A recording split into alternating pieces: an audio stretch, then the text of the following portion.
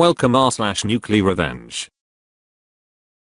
Grandpa gave up what time he had left for revenge on my behalf. This is a throwaway account for obvious reasons. This story has a few references to some triggering things, just FYI. Now I've been debating over posting this or not, but have finally decided I will. This is my grandpa's nuclear revenge on my behalf. So I guess, let's begin. It's going to be long, sorry. I grew up dealing with a lot of mental health issues, as my mother is a drug addict, and my father liked to ignore my existence as in the result of a one-night stand while he was married. So needless to say, his wife hated me, and their children treated me horribly as well. The only good people I had in my life was my grandma and grandpa on my father's side. I loved them, and spent a lot of time at my grandpa's business. I'll explain that a little later. Now at 14 everything went further downhill. I won't go into details, but my mother almost passed away, and I met a man, let's name him Goat. He looked like one. Long story short, Goat was 25 at the beginning and emotionally, physically, and sexually abused me. While I was under the present that I loved him, and it was okay. He pushed me away from my grandparents, and isolated me for 2 years, until a friend helped me get out of it. During this next year, Goat stalked me, threatened me, and had me absolutely terrified. I was afraid of going to the police as I didn't want to bring harsh light to my grandpa's business, and because I was afraid. I was staying at my friend's house for a while during this time, as my panic attacks and what I now know is PTSD was horrible, and I hated to be alone. During this time my grandmother passed away, one of the only lights in my life left. So I became worse. I began drinking and going to parties, and trying to forget my life. Right before my 18th birthday, Goat made a real life appearance again. On my way back from a big party he jumped me, beat me black and blue, and almost killed me. I was found and taken to hospital, where they began treating me, and as I was underage they asked me to call an adult in my life that they could talk to. I tried to call my father, but he didn't pick up. Knowing my mother wasn't going to help, I had to call my grandfather. He was at the hospital in lightning speed, and for the first time in my life I watched this man that had built his own empire really break down. Even at my grandma's funeral he didn't cry. I spent 2 months in hospital, with police questioning me, and my grandpa by my side every day. During this time he met my friend who helped me out of it all at the beginning, and became very close to him.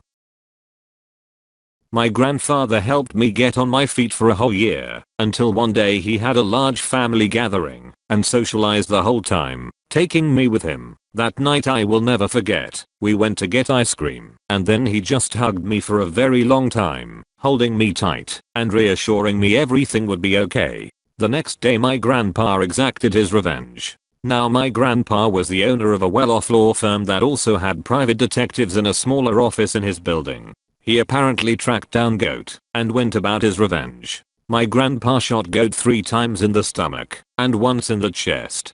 Goat passed away in the hospital later that day, while my grandpa was taken in and soon put in jail for manslaughter, which he pleaded guilty to. I never got the chance to visit my grandpa in jail as he passed away soon after in jail from complications. 1 week after my grandpa's death I got a call from his solicitor, and he asked me to go in. I was met with a lengthy letter from my grandpa, which was nothing but loving, and showed that he had found out he had terminal lung cancer and wouldn't live much longer, but he couldn't happily leave me alone in this world without Goat being gone too. My grandpa left almost everything to me. At 20 I would inherit the law firm, and could do as I pleased with it, and I inherited 95% of his savings, his house he lived in with grandma, and his other assets.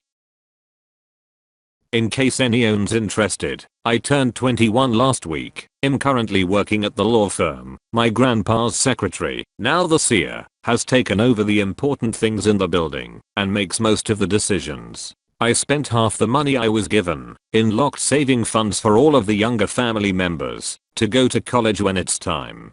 I cut all contact off with my father, who tried to steal money from me during the death arrangements of grandpa.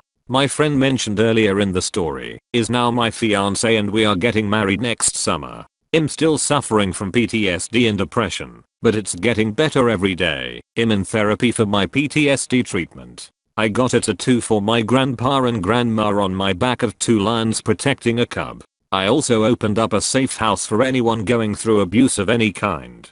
No matter the race, gender or age, I'm trying to help anyone I can in that situation. Besides for what I've put away for later in life, I'm also thinking of opening up the bakery I always wanted and employing the people that need the job and help the most, but I'm unsure at the moment about that. My grandpa and grandma was a godsend, and to this day I miss them greatly, but I know I couldn't have changed the stubborn old man's mind even if I tried. I'm sorry this is long. I tried to make it shorter. TLDR, my grandfather killed my abuser and left everything the law didn't take to me. Edit, I wrote a part wrong, whoops. My mother didn't die, she almost did. Edit part 2, thank you so much for the gold, kind stranger. Also thank you to all these comments. It's so uplifting and entertaining to hear people talk so highly of my grandpa. Thank you everyone for being so wholesome and amazing. I'd be careful opening the bakery. 90% of food-based enterprises wind up going belly up. Don't get me wrong, the idea behind it is absolutely admirable, and I could definitely see it as something that can help those who need it, but it's much higher risk than I'd recommend. I'd personally say a resale shop partnered with someone like Habitat for Humanity would be a good idea. Yeah, that's why I've been deliberating about it. A resale shop is actually a really good idea. Thank you for that idea. I'm planning on talking with my financial advisor and fiance soon about this stuff, and I'll definitely use this idea with them.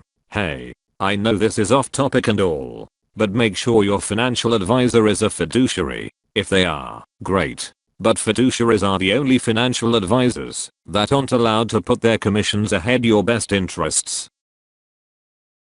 As someone not from the States, I'm just so grossed out that the government neglects veterans to the point that this is even necessary. They spend most of their money on the military, they glorify the military to a scary level, they push nationalism down kids' throats. From the outside, the military culture of the US is really strange. It can be like watching communist propaganda videos at times, especially with stuff aimed at recruitment particularly. Also stuff like forcing kids to say the Pledge of Allegiance and stuff. It's like a decent part of y'all's culture is dedicated to severe nationalism and military identity. But then despite so much revolving around the military, they just dump vets on the street and wish them luck. The fuck? It's like the military worship ends when people are no longer useful or some shit, instead of continuing to honor people who served. OMG, this story actually made me cry. I'm so very glad that you had people like your grandma and grandpa to cast a bright light on an otherwise pitch black situation. I wouldn't normally condone the killing of another, but in this case I do not blame grandpa one bit. The love he showed for you all those years, even sacrificing the little bit of life he had left to ensure you could live on safely, that right there is a true hero. I'm so happy to hear how your life has turned around, and I have no doubt that your grandpa and grandma are both smiling down on you from heaven. Also kudos to you for not punishing the younger family members in spite of your parents' actions. You are an amazing person. Okay, I'm crying even typing this comment. Thank you Op for sharing this with all of us. Yeah, this didn't seem to make much sense. I'm assuming it happened in Canada as the term solicitor is used there in place of attorney. They also have manslaughter criminal code. This is something that would have made the news if he had a successful law firm that would mean partners. Yeah, there are attorneys who own all or most of the shares, but if you can't make partner, why are you there? So her getting all of the shares just doesn't make sense. Nor does his secretary being CEO. There's always a managing partner and they would have taken over. IDK, maybe Canadian law is the absolute opposite to the US, but this seems too far-fetched to be true.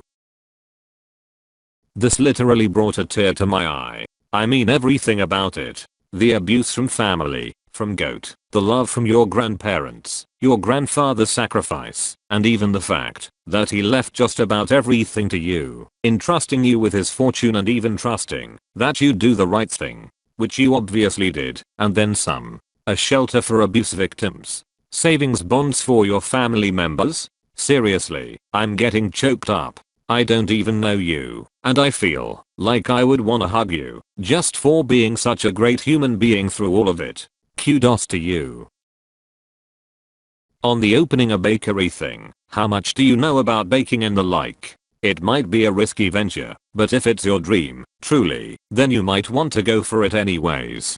Do you do much baking from scratch? Do you know how to decorate cakes? If you don't, start taking classes on these things and practicing. That way if you change your mind, you know now, and if you don't, you'll be more prepared for everything when you get to that point with everything. Maybe start decorating cakes for friends and family to build a portfolio of those things and start getting the word out for advertising purposes. One of the most heartbreaking, yet uplifting stories I've ever read. I'm in tears. I'm so sorry for all that you went through in your life and continue to struggle with. There are so many shit people in this world, and I'm thankful you had at least a few good ones in your corner. Your grandpa was an absolute badass and would be so proud of where you are today. Wishing you many years of love and happiness with your fiancé and good luck with all of your future endeavors.